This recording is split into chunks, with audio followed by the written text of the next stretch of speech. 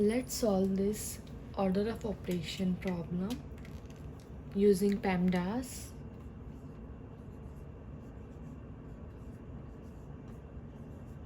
Parenthesis, exponents, multiplication and division which are in same order, addition and subtraction which are again in same order.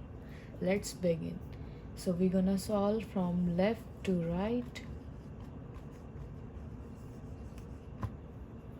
So from left to right, multiplication and division are in same order. So we'll do this first. So here we get 7 plus 7 divided by 7 is 1 plus 7 times 7 minus 7. Now multiplication. So we get 7 plus 1 plus 7 times 7 is 49 minus 7. Now we just have addition and subtraction, and we're gonna solve from left to right. 7 plus 1 is 8 plus 49 minus 7.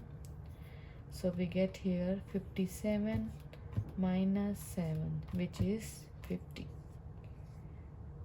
That is correct answer. Thanks for watching.